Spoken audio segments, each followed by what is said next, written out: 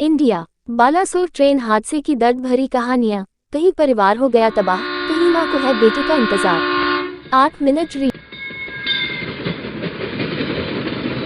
2023 शाम के 4:25 भारतीय मानक समय। 2 जून की शाम को हुए दिल दहला देने वाले बालासोर ट्रेन एक्सीडेंट के बाद हर तरफ मौत का मंजर दिख रहा है। ये हादसा अब तक 288 लोगों की जान ले चुका है। वहीं दूसरी तरफ इस हादसे के बाद सामने आ रही दर्दनाक कहानियां आत्मा झकझोर रही हैं। कहीं पूरा परिवार तबाह हो गया तो कहीं एक माँ बेटे के इंतजार में बैठी। वहीं इस हादसे में बाल बाल बचे लोगों की कहानियां भी दिल दहला रही हैं। बच्चों के सिर से उठा पिता का साया। बालासोर रेल दुर्घटना में बालीघाट पूर्वापारा ग्राम पंचायत क्षेत्र के धनिब्रा के एक निवासी की मृत्यु हो गई। मृतक की मां ने कहा कि उनके बेटे की कल बालासोर रेल दुर्घटना में मृत्यु हो गई। वह चेन्नई जाने के लिए घर से निकला था। उसकी उम्र 26 साल थी। उसके 2 बच्चे थे। उनके सिर से पिता का साया उठ गया। मां कर रही अपने बेटे का इंतजार। बालासोर रेल हादसे में गांव गंगारामपुर क्षेत्र के एक निवासी की मृत्यु हो गई।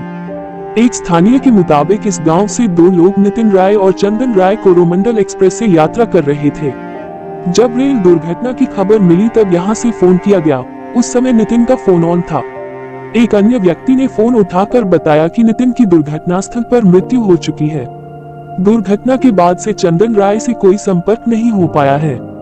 नींद खुली तो सामने था लाशों का ढेर। इस हादसे के चश्मदीदों की कहानियां भी झकझोर देने वाली हैं। इस भीषण हादसे में बाल बाल बचे एक यात्री ने बताया कि वे S5 बोगी में थे और जिस समय हादसा हुआ उस समय वह सोए थे। तेज आवाज से उनकी नींद खुली। उन्होंने देखा कि ट्रेन पलट गई है। उनकी सीट ऊपर वाली थी। वो वहां पंखा पकड़कर बैठा रहा। ट्रेन में भगदड़ मच गई थी। लोग बचाओ बचाओ चिल्ला रहे थे। उन्होंने देखा कि वहां मरे हुए लोग पड़े हैं जिसमें किसी का हाथ नहीं है, किसी का पैर नहीं है। तब तक कोई बाहरी व्यक्ति मदद के लिए नहीं आ पाया था। ट्रेन से बाहर निकलकर लोग ही एक दूसरे की मदद कर रहे थे। अच्छी बात यह थी कि उनकी सीट के नीचे एक 2 साल का बच्चा था जो बिल्कुल सुरक्षित था। ट्रेन में मौजूद एक अन्य यात्री ने हादसे पर बात करते हुए कहा कि शाम 6:55 के आसपास जोर से आवाज आई और फिर ट्रेन पलट गई। जब तक कुछ समझ आता ट्रेन का एक्सीडेंट हो चुका था। एम्बुलेंस और बचाव कर्मी तुरंत आ गए थे, जिस कारण हम लोगों को समय पर अस्पताल पहुंचाया जा सका। एक अन्य यात्री ने बताया वह जनरल बोगी में था। अचानक से गाड़ी में इधर उधर उठापटक होने लगी। बाद में पता चला कि इधर से कोयला गाड़ी आ रही थी। हमने उसे नहीं देखा क्योंकि हम बेहोश थे। पश्चिम बंगाल के मुर्शिदाबाद जिले के निवासी पीयूष पोद्दार भी इस हादसे में बाल बाल बचे। पीयूष ने बताया कि वो तमिलनाडु जा रहे थे।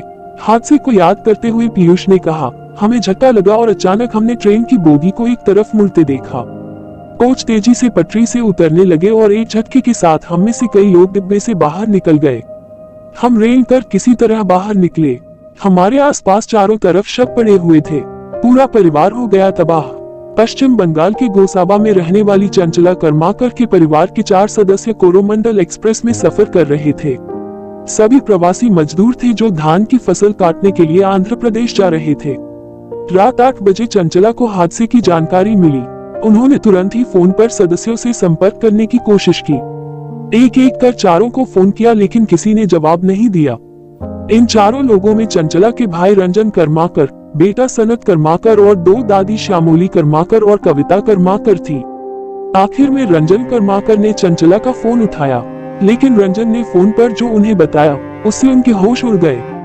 रंजन के दोनों पैरों में गंभीर चोट आई है और बाकी तीनों सदस्यों का कोई पता नहीं है।